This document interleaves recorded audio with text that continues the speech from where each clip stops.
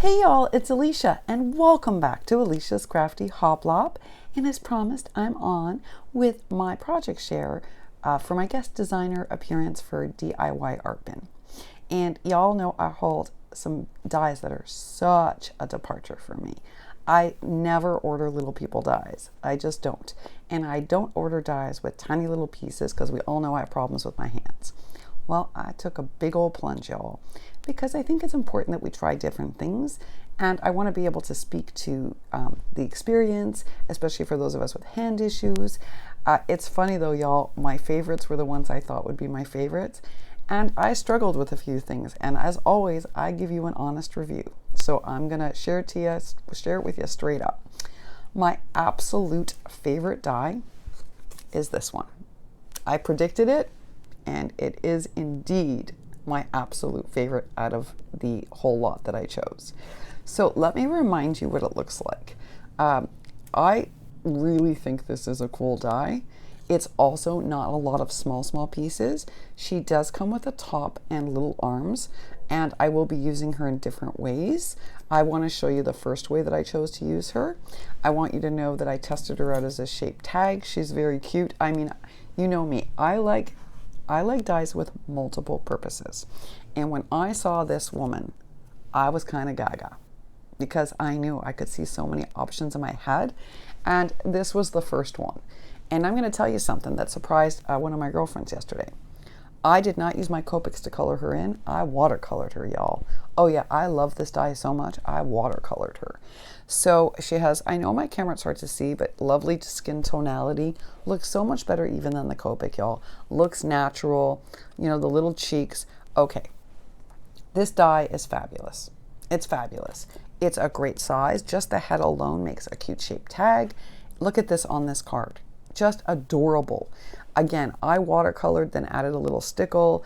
I did do some shading, and I did build her up twice. I am going to recommend even using 110, especially if you're going to watercolor like I did, that you die cut it out twice in 110 white and then do your watercoloring, just because I think it gives it more substance. So I love it. I love. I didn't use the little bow. I could have put in a little, I have a bunch of cute little cloth bows. I liked her without it because I knew in this one I was going to have the flowers, the sequins, and so I didn't want it to be too busy. But it does look really cute with the bow. It does, because when I did her as a shape tag, and maybe I'll share that with you later this week, she looks super cute with the bow. But I liked her so much that I actually used the hair from one of the other dies that I was less crazy about from this haul, and I made another card, y'all. Oh yes, I did. And I loved how this turned out too. Check it out, y'all. Check it out. And by the way, yeah, this is propped up on propped up. So even though you can't tell that on my camera, this is a dimensional card. Okay, look how stinking cute this is. Again, I watercolored her for skin tone because I wanted a more accurate skin tone. I'm just finding that the alcohol markers don't give like great skin tone, and I wanted that. So these are obviously two very different ones. So this is propped up on propped up, so it's dimensional. And then this is that amazing iridescent twine that I got at Michael's. I don't know if they have any left, y'all, but I love this one. I wish there's an example jean I should have gotten too, because it's just beautiful, y'all. I will say I love this die so much that I used her face and I used the hair from one of the other dies. And I built her up on one of my mixed media. I made a large mixed media heart and put her on it. And then on this one, I used this to frame her, where on this one I overlaid, right, with flowers. So it's the same doily for the background, but in this one, I used it as a frame, a popped up frame. And for this one, I laid it flat and then had her come forward. Okay, so for me, this die, fabulous. Fabulous. I definitely recommend ordering this die. I'm going to share something with you that I was really surprised by, and you know I always give it to you straight. As y'all know, Marilyn has several times when I've done a project said, Alicia, cut the little bits off of the dies before you cut yourself. But you know, I never usually cut myself because most of the dies I receive, be it from Ali or a designer like Tailored Expressions, they're really easy to blend apart, and I don't cut myself, they're not that sharp. Oh, y'all, I cut myself many times with the DIY ARTBIN dies. So I want to be honest and upfront with you about this. I found them very difficult to pull apart. Now, once you get them apart, they're great. They cut great. So I want to be upfront about that. But at first I thought, is that just in my head? So I had a couple of other dies that had just come in from Ali, one from a competitor of DIY ARTBIN and one from a very small Ali store, like a really tiny one. And y'all, they broke apart fine, both sets. These were a struggle. I have to tell you that the reason I'm not going to do so many project shares is not just because some of the other dies I found very finicky to work, not finicky, they cut well, but I don't like all the little pieces. But also because it took me almost 3 hours to separate all the dies. So I always tell it to you straight. I love this die. I highly recommend ordering it. But just be prepared, the DIYs are sturdy dies and they cut beautifully, but they're also hard to break apart when you first get them. So I want to be upfront with you. I always tell you, regardless of whether something is a paid promotion, I will not work with a company if I can't be honest, right? So for me, that's not such a big deal if I'm only ordering a few dies. In this particular design team package, I had a lot to separate, and I found it a little frustrating. But would I still recommend you order this die? In a heartbeat. You know what, y'all? I see so many options with this. Not only do I see shape tags, I made some embellishments with her that you'll be seeing in a video in the next week or so. They're fabulous. She looks great in embellishments. She looks great as a shape tag. I'll tell you another little secret. With this one, which has little ponytail hair, looks really cute with eyelash trim as the hair. So I actually am a huge fan of this die. Look, I'm rambling on about it for like 7 minutes. That's how crazy I am about it. So yeah, I'll put a link to this die down below. Strongly, strongly recommend. Okay, total cute factor, right? Total cute factor.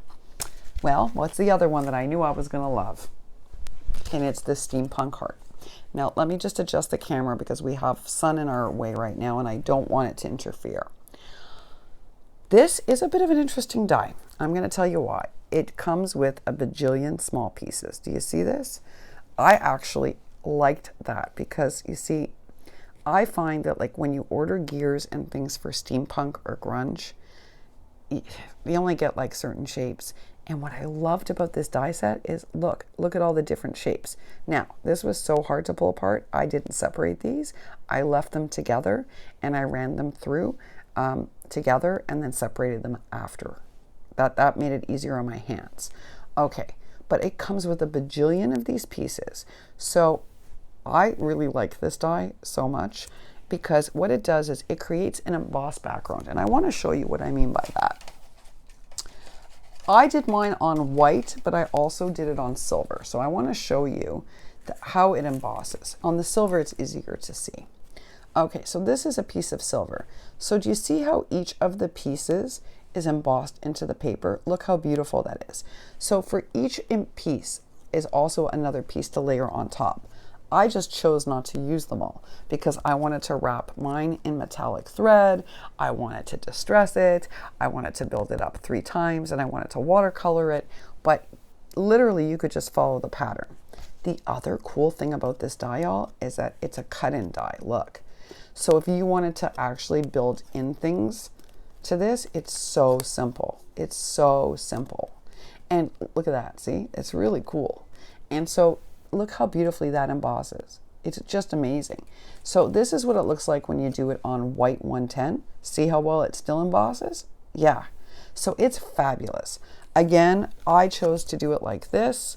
I did what you call chance art background. And that means where you don't control the background. And that was a combination of watercolor and Tim Holtz Distress ink. I love doing chance art. So this was fun for me. I did a chance art background. For the center, I die cut this out 3 times on 110, built it up to give it dimension and to give it some heft. And then I watercolor painted it. And then I distressed inked it around the edges, wrapped it in Lydia's gold twine because I want, you know, believe it or not, I wanted to mix the gold and the silver. I die cut out the small pieces in this foiled silver paper from Michaels. And then this is my frame that I had from my In Love Arts design team package, which I loved as a frame for this. I just love the whole thing. But you didn't need a frame. It looked really cute without it too. All right. I have to also tell you that you're going to see in an upcoming share, I made a really cute ATC with this. If you like steampunk and grunge, like I chose to do it pastel for this person, but in my other one, it's like really grungy and so much fun. This is a great die for you to own. Yes, there's a lot of small pieces, but they cut out perfectly and they weren't annoying at all.